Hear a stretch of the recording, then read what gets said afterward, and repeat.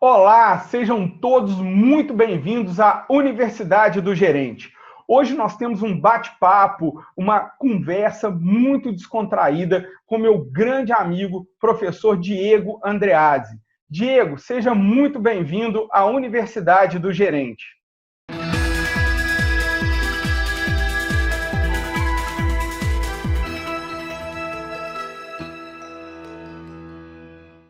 Olá, pessoal, bom dia, gente. Júnior, obrigado aí pelo convite novamente. Te conheço há algum tempo já, né? Você me mandou um exemplar do seu livro, li, escrevi uma resenha, te enviei o meu também. Fico feliz aqui da gente se reencontrar pela primeira vez. Fantástico, já trocamos livros, já discutimos algumas coisas de gestão e agora realmente é a primeira vez que a gente faz um trabalho juntos, né? Gravando esse vídeo aqui e o convite que eu te fiz, Diego, é por reconhecimento ao seu trabalho. Desde que eu te acompanho, eu admiro muito os seus textos, todo o seu material e, em especial, a sua carreira. E hoje aqui nós temos um bate-papo sobre carreira. Então, eu gostaria de conversar sobre, né, a sua experiência, a sua vivência profissional. Tenho certeza, pelo que eu já conheço, que isso será muito inspirador para todos que nos seguem e que assistem os nossos vídeos. Diego, já na época da faculdade, você já começou a fazer algo diferente, né? Conta pra gente, o que você fazia diferente nessa época? O que você escrevia? O que você produzia de conteúdo já quando você ainda era aluno? Beleza, dessa parte escrita, então, só explicando aí para o pessoal, eu comecei a escrever recém-formado, publiquei alguns textos quando eu tinha, acho que 22 anos, comecei a escrever na época, nas redes sociais mesmo, que não, acho que era só o Facebook, né? E publicar no portal Administradores, que era a referência até então. E alguns textos meus começaram a ser reconhecidos e divulgados. Conselhos de administração começaram a passar em reuniões. No portal Administradores, eles foram sendo destaques. Revistas pediram a minha autorização para publicar. E por aí vai, até que o dono do portal me convidou para ser colunista oficial. Eu fui colunista na época, o mais novo, eu tinha 23 anos só, escrevendo lá com pessoas bem mais conhecidas e experientes. E depois eu criei um Instagram chamado Jovem ADM, que para minha surpresa assim, começou a ter bastante sucesso, né? No auge dele, quando eu me dedicava, fazia 3 postagens por dia. Hoje eu faço apenas uma, estou com outras prioridades. Chegou a receber 800 seguidores por dia. E na época que tinha 50 mil, eu falei, poxa, eu já tenho um público para pegar esses textos. A galera já me pedia também para lançar um livro. Então, lancei um livro por conta própria, a editora, eu que fui atrás, as propostas que eu recebia, eu não achava justo para quem já tem uma audiência, talvez para quem não tem é interessante, mas, no meu caso, o repasse que eles faziam, como eu já tinha meu público, eu não considerei uma proposta justa, fui atrás, custeei o meu livro, coloquei ele para vender em um site, vendi, a primeira edição esgotou, eu fiz as 1000 cópias, vendeu 1000, e aí eu lancei a segunda, agora, recentemente, tem uns 6 meses atrás, e está vendendo bem também, graças a Deus. Então, Fantástico. da parte... Deixa eu aproveitar, Diego, para mostrar para o pessoal aqui que eu tenho a primeira edição, ó, edição histórica. Essa já não existe, essa Tá. foi a que acabou com Tá uma aqui, ó, tinha bastante alcance. com uma dedicatória muito carinhosa, muito obrigado. E está aqui guardado na nossa biblioteca, eu já li, minha esposa também já leu, nós já conversamos muito sobre os livros, sobre os artigos que estão aqui, e fez muito sentido para a gente acaba usando muito do seu material também, citando em palestra, em webinar, em outro material, dado a riqueza e a importância desse material que você produziu, Diego. Ah, que legal. Quem é gestor, geralmente os amigos próximos aqui, eles rabiscam meu livro e vêm aqui, ó, eu não concordo com isso, não tem problema. Quem já tem mais experiência, de fato tem visões diferentes, e para mim não há problema algum. A administração ela não é uma ciência exata. Eu escrevendo e mostrando um outro lado, ou para mudar a opinião de alguém, ou para reforçar aquela que ela já tem, para mim está ótimo. Mas eu fico feliz que serve para tanto o público mais sênior discutir, refletir sobre as verdades que ele já tem, quanto para o público mais novo, eu poder formar algo que eles não, talvez não vejam aí em outros locais, seja faculdade ou seja em revista. E assim, o que é interessante é que é uma linguagem bem acessível, né? Então, eu acho isso extremamente importante, principalmente para um novo gestor, para uma pessoa que está assumindo algum cargo, que está vindo para a carreira, né? Que está iniciando no mundo do trabalho. É bem interessante a pessoa ter aqui uma linguagem de mais fácil compreensão, né? E também que tem mais a ver com a realidade nossa brasileira do que os livros e conceitos americanizados, né? Acho muito importante esse tipo de material para contribuir com essas novas gerações, né? Com esses novos gestores que estão chegando no mercado. Acho que tudo que a gente escreve, ou grava, ou produz, essa é a palavra, produz, esse material tem um pouco da nossa cara, né? A minha cara é não publicar jargões nem em inglês e nem técnicos. Porque como eu quero abranger a maioria do público da administração possível, quem está começando, talvez não sabe, ou não sabe. Não tem necessidade de usar a palavra budget, por exemplo, para falar que é orçamento. Existe uma palavra em português que traduz com uma clareza e assertividade o que é budget. Então, eu prefiro usar orçamento. Então, eu eliminei todos esses jargões estrangeiros e tentei simplificar ao máximo, sem deixar de ser técnico. E o pessoal elogia essa parte. Essa perspectiva me chama muita atenção, sabe? Eu acho que é fundamental, porque torna o conteúdo mais palatável, mais próximo do público, né? Acho que as pessoas também estão cansadas daqueles textos cheios de jargão, que tem até uma certa dificuldade de compreensão. Eu acho fantástico trazer isso para o contexto nosso, né? E você foi muito feliz nessa obra, e como em todos os artigos que você publica, né? A obra, na verdade, foi uma compilação de muito do que você já tinha de artigo publicado, né? E aí... Exato. E outra questão, assim, quando a gente publica o conteúdo na internet, a gente tem que ter noção que a gente espera que vai alcançar o Brasil inteiro, e são realidades muito diferentes, muito diferentes. O centro aqui de São Paulo, eu sou do interior, mas a região ali de São Paulo e Rio, essa parte mais industrializada, digamos assim, está um pouco mais avançada. Então, talvez uma linguagem mais técnica para eles é algo mais acessível. Mas se você for subindo o Brasil, lá para a região norte, nordeste, é um conteúdo que você tem que trazer a maior clareza, a maior simplicidade possível. Eu estive lá, já conheci, já palestrei lá, e é legal assim, o pessoal te abraça de uma forma bastante calorosa, porque o conteúdo que chega aqui para São Paulo, ele tem um certo privilégio, né? Ele chega de maneira mais rápida, as inovações aqui chegam de maneira mais rápida. E a gente tenta traduzir isso de uma maneira mais acessível possível para o pessoal que não está próximo aos grandes centros aqui. Verdade. E você hoje tem feito palestras no Brasil todo, né? Desde então. Como é que tem sido essa experiência de palestrar? No auge do livro, quando o meu foco era esse, eu conheci bastante lugares, assim, que talvez pela minha idade e pela minha experiência, a gente sabe que a administração, eu sofri isso no começo da minha carreira, quando eu ia palestrar. Se você não tem experiência de mercado, prática ali, talvez você não tenha tanta credibilidade assim em uma palestra. Então, às vezes eu ia palestrar, quando eu tinha 25 anos, e ia em congressos de administradores, tinha gente que de mercado tinha o que eu tinha de idade de vida. Então, causava um pouco de, quem que é esse moleque aí, né, para falar algo. Mas mesmo assim, ao final, né, depois, o começo a gente entrava, falo pro pessoal aqui, a gente entrava perdendo de 1-0 o jogo, mas depois a gente conseguia ao meio da palestra empatar o jogo, depois virar.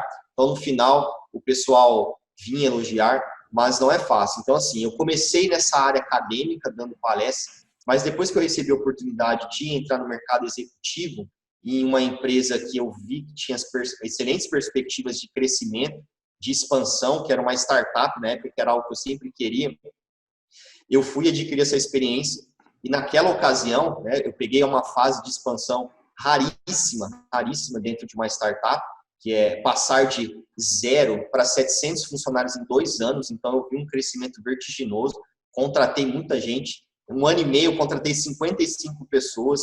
Eu vi Experiência times sendo interessante, hein? formados, e a gente batendo meta atrás de meta. Tudo de uma empresa de rápida expansão, que vocês assistem ou leem de startups de crescimento acelerado, eu passei.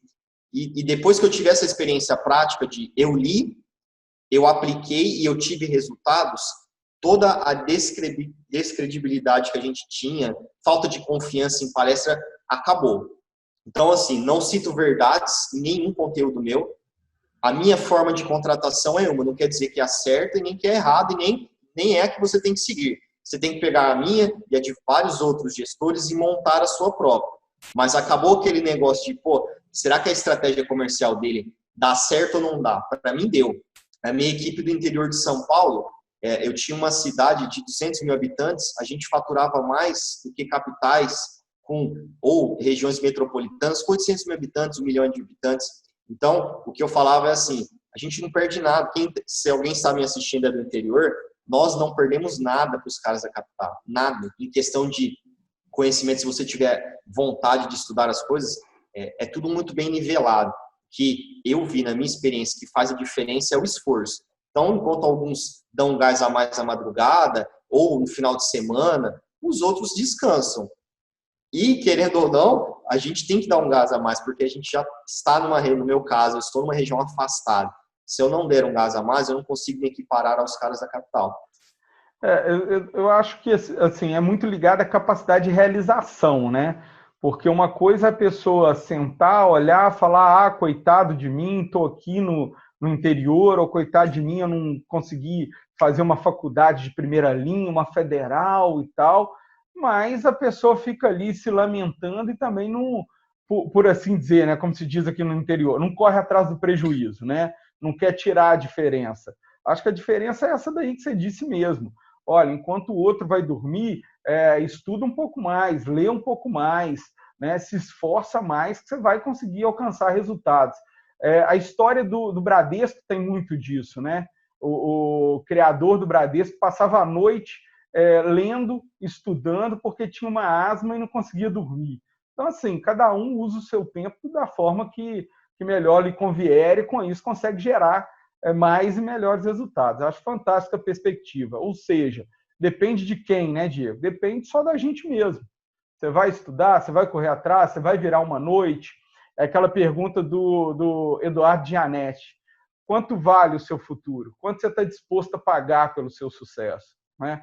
Quantas noites você está disposto a ficar sem dormir para poder estudar, para poder melhorar o seu resultado? E conta mais para a gente. Oi, Diego. Pode falar, pode. Conta mais para a gente dessa experiência com startup. O interessante da startup é que é tudo muito acelerado, né? É meio que 50 anos em 5 anos em 5 meses, né?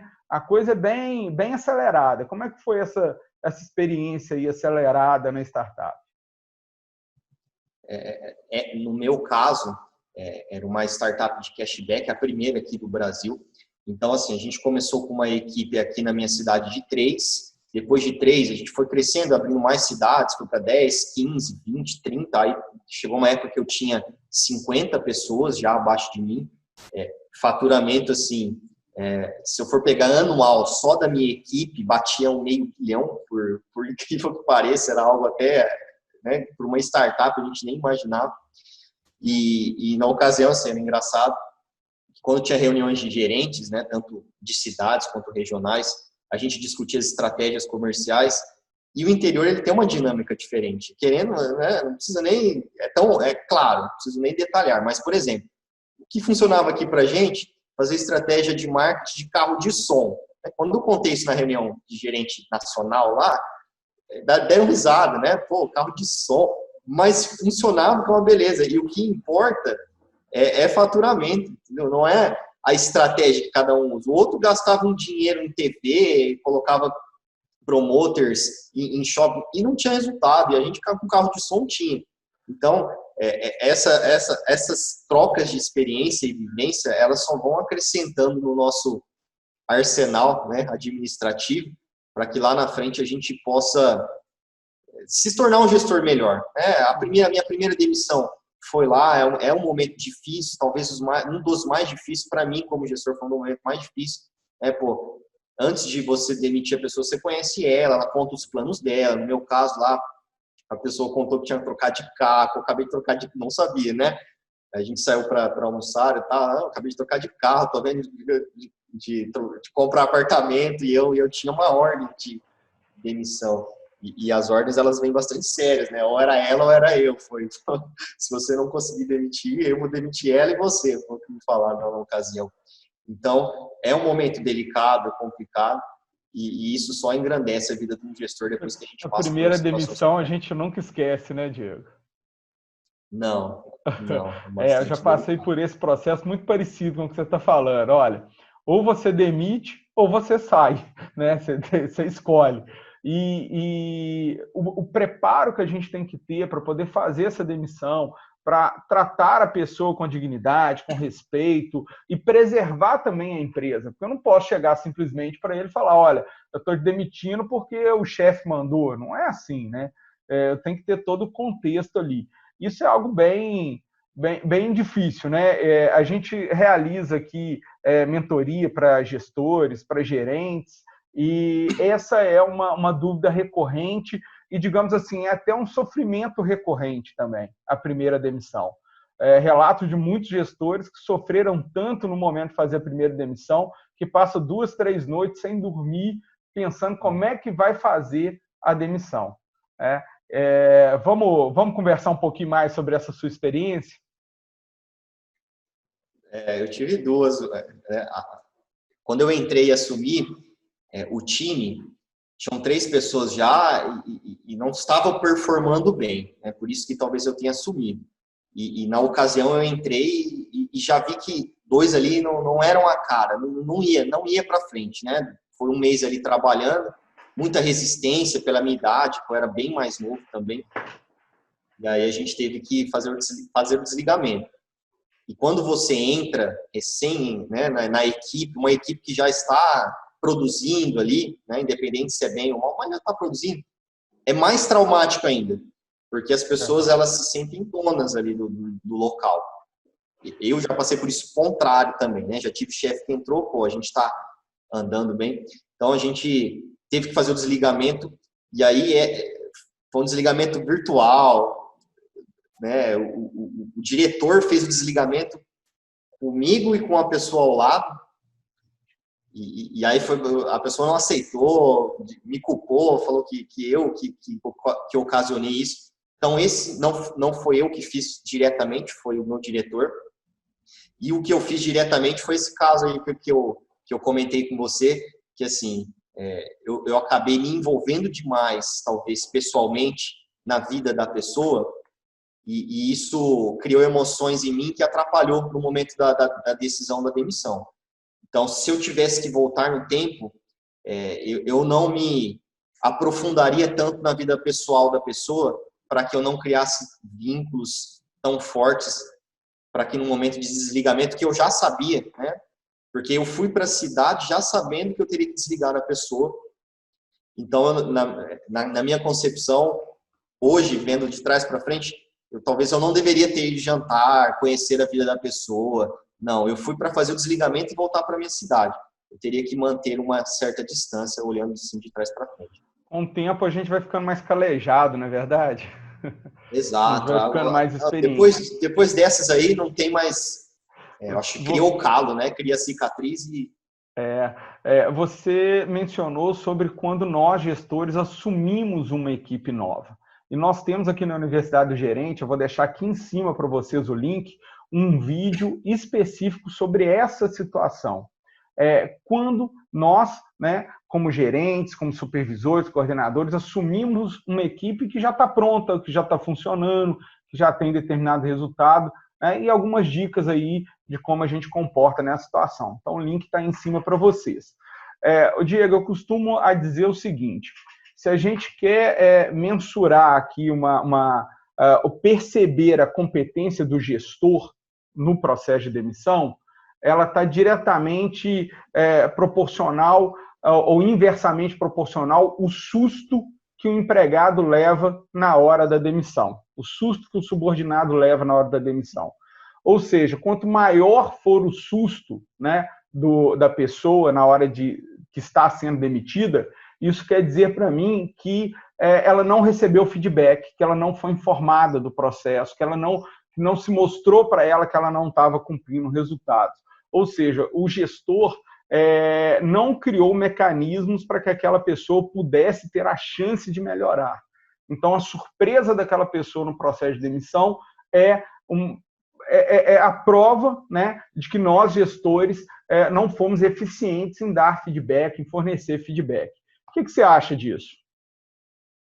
Essa é a teoria, né? Exatamente isso mesmo. Do assunto anterior de assumir um time novo, existe um livro chamado Os Primeiros 90 Dias, que eu só fui ler depois. Eu adoro assumir equipe já andando, né? Porque você tem muita ponta solta ali, já que a gerência foi trocada, não há motivos de que, se tudo tivesse bem, a não ser que a pessoa receba uma proposta melhor para se mudar, né? Se a gerência foi trocada é porque o time não está performando. E aí, quando você entra em um time que não está performando, para mim, como gestor, é a melhor situação possível, porque o pouco que você mexe produz excelentes resultados. E esse livro, Os Primeiros 90 Dias, ele fala sobre o contrato de alinhamento que você tem com a pessoa que te contrata. Você tem que ter um entendimento da equipe que você está assumindo. A equipe está performando, está um desastre, está mais ou menos, e essa conversa com o seu diretor alinha a expectativa do seu trabalho. Porque senão você entra em uma situação que você acha que é outra e você produz um resultado que não foi combinado com o seu diretor ou com o dono da empresa, e aí o seu trabalho pode ser julgado de uma forma errada. Então, primeiro, ter uma noção desse contexto, né? E a respeito Eu gosto muito dessa palavra que você disse, expectativa. É, na verdade, um grande alinhamento de expectativa. Qual a expectativa a direção tem por nos contratar? Qual a nossa expectativa em relação à equipe, em relação a cada membro, e a expectativa que cada um deles tem também com a empresa, com o negócio, com a própria carreira. É um grande alinhamento de expectativa, né? Exato. Existe também o livro, eu gosto muito de citar porque eu leio bastante, né? Chama A Bola Não Entra Por Acaso, que é escrito por um diretor do Barcelona Futebol Clube, na época ali de ouro do Ronaldinho Gaúcho. E ele cita a questão de alinhamento salarial do Barcelona. E também alinhamento de expectativas dos outros times junto aos seus técnicos. E aí ele fala assim, não adianta pegar um time que briga para cair, não vou pegar não sei aí o caso de você, um Criciúma, não sei, né? E falar que a expectativa, quando eu contratar o técnico, é de ser campeão. Porque eu estou criando uma alta expectativa que não vai ser correspondida naquele momento, porque não tem ali condições para isso. Então, quando eu assumo uma equipe, eu tenho que ver a expectativa, né? É a primeira coisa que eu sempre falo, oriento os gerentes aqui.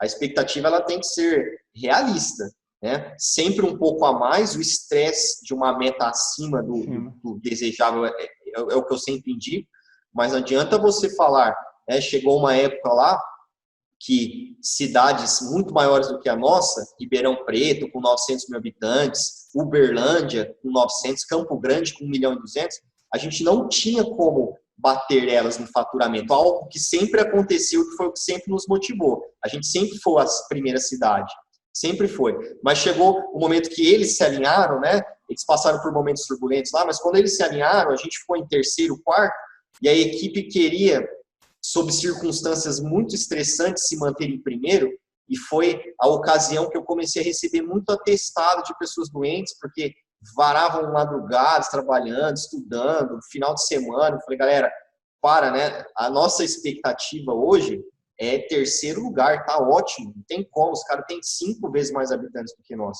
Então, vamos dar. E aí foi a época que eu pedi para eles fazerem exercício. Eu assisti algumas palestras de RH, né, que eles falam sobre válvulas de escape.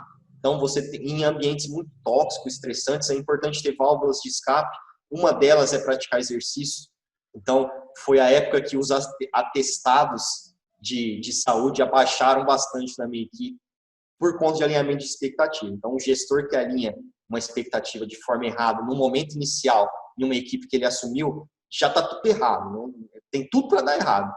Tem tudo para dar errado. E você foi muito feliz nessa observação, porque o nível de estresse foi tão grande por algo impossível de ser alcançado, pelo próprio tamanho do mercado, né, onde estavam inseridas as unidades, e as pessoas acabariam literalmente se matando nesse esforço. Né, um esforço colossal que nunca chegaria ao resultado que eles queriam, porque não tem como ser o primeiro com um mercado 2, 3, 4, 5 vezes menor do que o mercado que o outro tinha à disposição.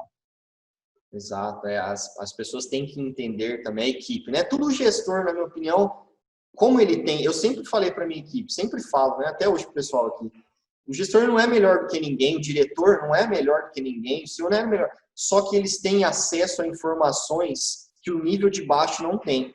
Então, quando eu virei regional, eu tinha acessos, participava de reuniões de investimento, de alinhamento, estratégia, que o gestor, gerente da cidade abaixo de mim não participava e nem que o executivo participava. Então, não quer dizer que eu sou melhor do que eles, quer dizer que eu tenho mais informações e por isso eu consigo dar um alinhamento, uma expectativa melhor.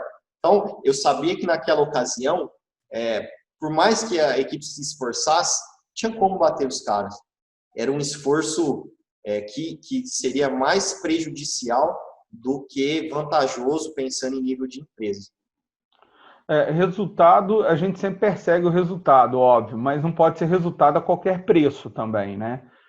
Vamos lutar, vamos matar todo mundo que está em volta e esse resultado não vai ser sustentável com médio e longo prazo, né? Se alcança ali um pico de resultado um mês ou outro, aí daí a pouco começam os atestados médicos, porque as pessoas estão exauridas, não conseguem mais produzir, e aí o resultado vai lá embaixo. Os resultados têm que ser sustentáveis. Deixar claro, eu era do comercial, tá, gente? É por isso que tem essa loucura toda aí.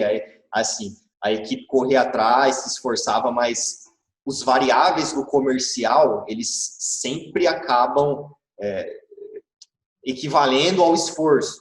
Não pode ser diferente. Tanto que, assim, em reunião com a empresa inteira lá, em reunião de kickoff, né, que era no começo do ano, existiam comentários, o comercial ganha mais do que não sei o quê, que o senhor da empresa falou assim, galera, quem quiser ir para o comercial tem vaga, vai para a rua então, vai prospectar, vai ver se é bom começar o mês do zero. Eu ia lá, tinha um quadro de metas, né? A galera batia a meta, tal, a gente comemorava, ganhava premiação, ia no bar beber, gastar, tal. Teve sexta-feira que galera, só vamos trabalhar até meio-dia, depois a gente vai pro bar beber, depois de um mês cansativo pra caramba. Mas chegava na segunda, é doloroso você pegar um apagador e apagar o quadro de metas, né? A gente chamava de metômetro lá, e começar do zero. Então, assim, se você se sente injustiçado com o seu salário em outra área financeira, RH, vai para o comercial. Vem para a área de vendas. Vai ganhar variável. Né? Vai ver se é bom lá, levar um monte de não, telefone tocando de madrugada, né? O produto deu problema. Não é fácil, não. Vai lidar com rejeição o tempo todo, né? Para você ver como é que a coisa não é tão doce assim. Exato, as meninas sofriam assédio. Quando a gente tem experiência, a gente já sabe. Então, eu contratei uma executiva lá, bonitona e tal, e eu falei, olha, não use seu celular particular, vai dar problema. Eu conheço os caras, né? A gente vendia B2B, conheço as empresas, não, comigo não tem disso. E aí, tem isso também, tem sim. Então, tem várias questões. O comercial é uma área bastante agressiva, digamos assim, não sei a palavra exata, mas quem sabe que a pegada é forte mesmo.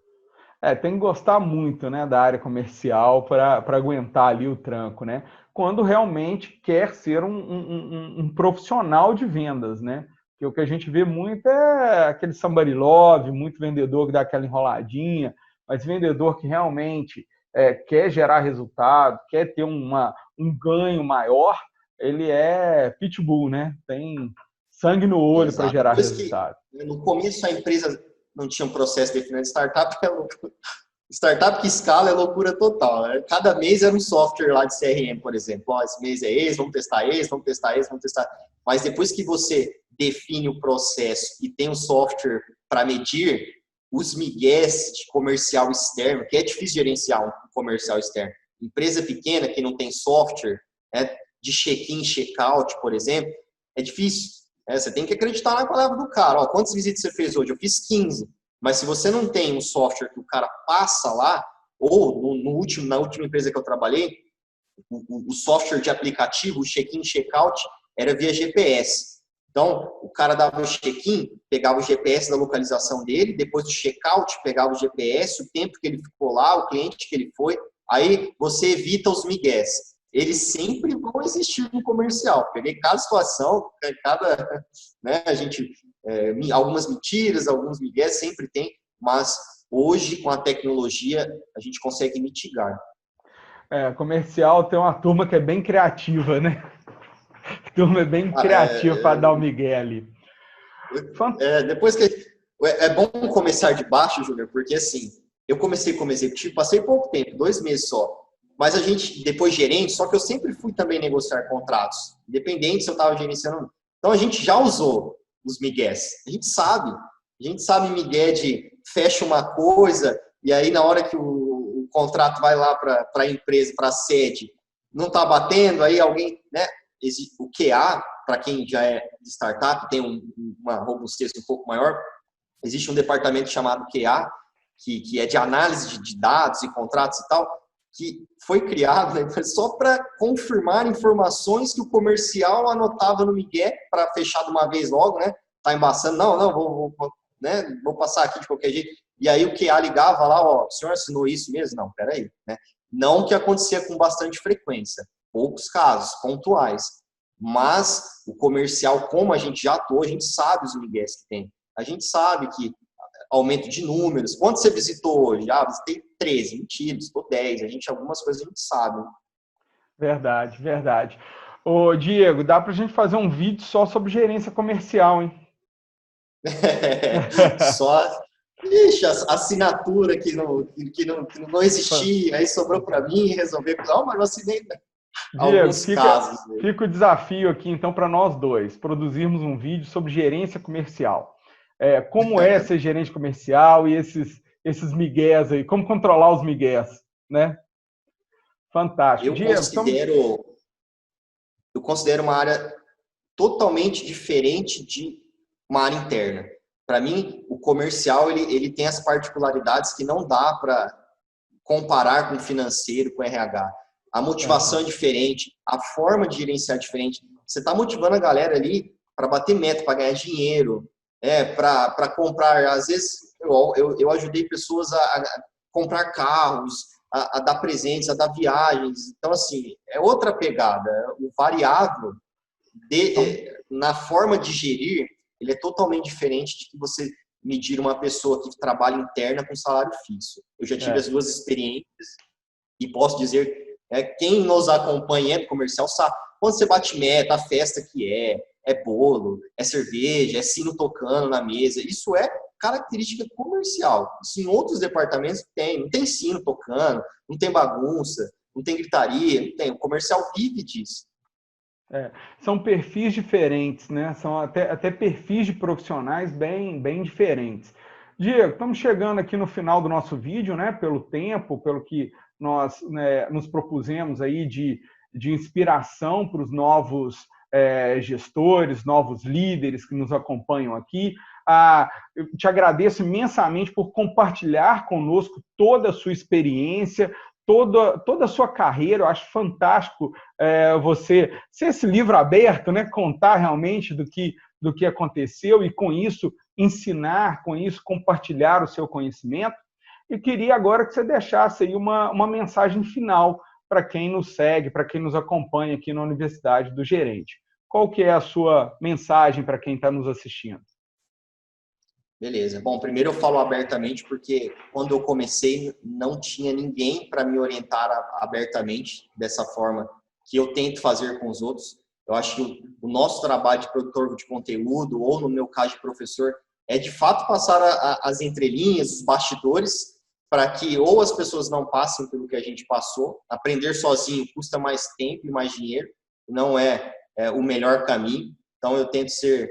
a gente tem que preservar alguns detalhes, mas à medida do possível a gente tenta ser o mais claro e mais assertivo possível. E o que eu gostaria de passar, assim, parabéns pelo seu trabalho. Não sei exatamente o perfil do público, mas se for um público que está estudando para ser gerente ou começou agora, gente, as coisas são devagar. Na minha concepção, tá? Eu nunca acreditei em saltos muito grandes. Poxa, eu saí de um nível 1 para o nível 5, né? Eu saí de R$3.000 de salário para ganhar 10. Ou coisas nesse sentido. Eu sempre acreditei numa carreira que cresce devagar, mas sempre cresce. Comigo foi sempre assim. E aí eu vejo hoje o pessoal que está começando, acreditando em algumas conversas desses pessoal que influenciadores, né? Ditos influenciadores, não precisa fazer faculdade, não precisa fazer pós-graduação, não precisa fazer nada, né? É só criar um Instagram e vender e-book que você vai ser extremamente bem sucedido. Então, cuidado, gente, cuidado com as pessoas que você segue.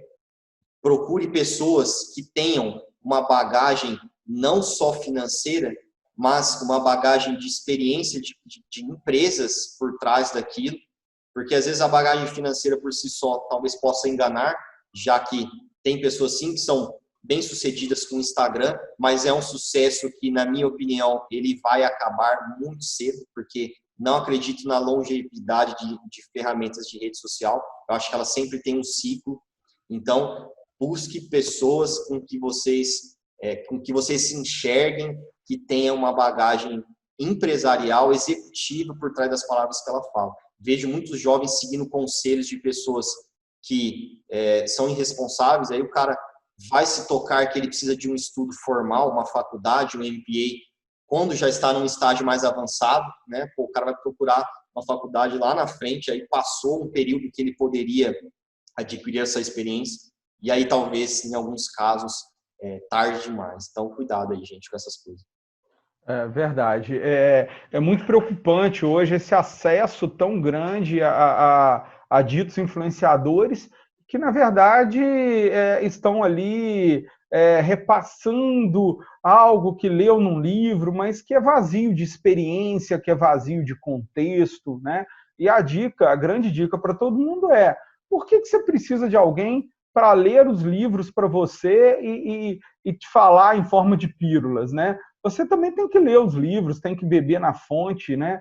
Procurar aonde que essa pessoa está pesquisando, qual o tipo de conhecimento, e muito cuidado para isso, que você mesmo falou, Diego. Pega uma pílulazinha, uma partezinha do conhecimento, tira aquilo dali de um livro, tira aquilo dali completamente de um contexto, e a pessoa vai acreditar e vai basear uma carreira, vai basear uma estratégia de vida em cima. Ah, não precisa, na nossa época, quando a gente fazia administração, uns anos atrás, né, Diego, a gente regularidade, embora você seja mais novo, a gente já tinha aquela questão, por que você vai fazer administração? E o grande exemplo da época era, Silvio Santos não fez administração. Mas é um em quantos outros, né? Então, assim, essa tentativa de virar as costas para o conhecimento formal, de desvalorizar o conhecimento formal, isso existiu a vida inteira, e ainda mais agora, na época da internet, cheia de redes sociais, cheia de autoajudas vazias, sem conteúdos. Isso realmente também me preocupa muito, Diego. Faço da sua preocupação a minha também. Eu acredito que quem está caindo nessa conversa vai pagar o pato cedo ou tarde. Eu vejo muito conflito de interesse em quem divulga esse tipo de conteúdo. Essa é a minha opinião. Inclusive, sigo alguns Instagrams de investimento, que eu tenho uma parte investida em renda variável, e em um post lá, por exemplo, a pessoa estava assim, olha, é possível começar a investir com R$100. Se você tem R$100 sobrando, começa lá num determinado tipo de investimento. De fato, é possível. Se você quiser começar com 100, é melhor do que nada. Mas, analisando friamente, se você tem, que foi um texto que eu postei depois, se você tem R$100 hoje sobrando por mês na sua carreira, na sua vida, eu recomendo que você invista em educação. Busca um curso, busca uma pós, busca um inglês. Por quê? Esse investimento feito na sua educação vai te proporcionar lá na frente, daqui 3, 4 anos, uma sobra muito maior do que essa migalha de R$100. Então, essa pessoa que hoje, com duras penas, está investindo R$100, está deixando de investir na educação dela, porque influenciada por esses conflitos de interesse, eu tenho R$100, vou colocar lá na bolsa mas eu deixo de fazer curso, uma outra pessoa que pega esses R$ 100 e começa a fazer o inglês, por exemplo, daqui 3 anos vai sobrar 2.000 para ela. E em 6 meses ela passa 3 anos de investimento do outro. Então, é umas contas que talvez quem não tem essa visão mais crítica não faz, porque é influenciado por pessoas que estão cheias de conflito de interesse, né? Não faz faculdade porque toma aqui o meu e-book, o meu curso que eu te ensino como é que você ganha dinheiro sem faculdade. Mas é uma coisa vazia, na minha visão. Troca a faculdade por um e-book aqui que vai te ensinar tudo. Exatamente. Vazio. Lá na frente, assim, a gente já está vendo uma imaturidade no corpo de colaboradores hoje, na área administrativa, cada vez maior. Eu já contratei pessoas sem faculdade e com faculdade. Até o meu diretor e o CEO, a gente tinha um conflito de interesse, mas dessa parte, a equipe é minha, eu vou ser julgado pela performance dela, e um critério que eu não abro mão são pessoas com formação, independente se é na área administrativa ou alguns casos na área da publicidade, independente. Mas eu não contrato mais pessoas sem formação. Foi muito gritante a performance. Quando você tem uma pessoa que você dá o direcionamento para ela, né, que é algo que não existe mais, era algo braçal lá nas fábricas, eu mando, você obedece. Tudo bem, beleza. Agora, se você precisa de uma pessoa que faz um trabalho um pouco mais crítico, mais reflexivo, faz uma estratégia, no meu caso lá, faz uma estratégia para a semana que vem, para que eu possa analisar o que você está pensando. Você não consegue, porque nunca foi treinado para isso. O conhecimento faz falta nesse momento, e aí não consegue gerar melhores resultados. Fantástico. Diego, muito obrigado pela sua participação. Nós aqui da Universidade do Gerente ficamos honrados com a sua participação, agradecemos muito o seu tempo e ter compartilhado conosco o seu conhecimento e sua experiência de vida. Muito obrigado, Diego. Vai lá, galera. Obrigado, Júnior. Mais uma vez, obrigado pelo convite. Deixa aí meu Instagram, Jovem ADM, para quem quiser seguir. E grande abraço para todos. Boa sorte aí na carreira de vocês, tá, gente? Fantástico. Pessoal, aproveita para curtir, para compartilhar e para seguir as nossas redes sociais, inclusive as redes sociais do Diego, que estão aqui embaixo no descritivo do vídeo. Muito obrigado e um abraço a todos.